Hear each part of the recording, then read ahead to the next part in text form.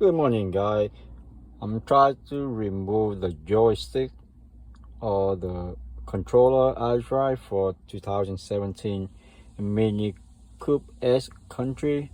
I couldn't find information on data show you exactly how to remove it.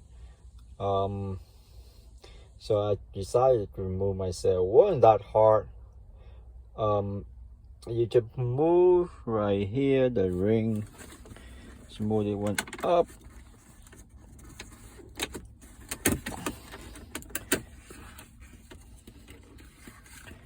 and you unblock right here, and I already removed it, so you pop up back here, right here.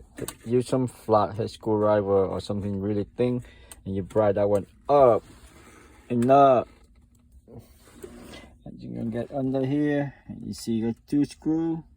You remove that, and it should become right out.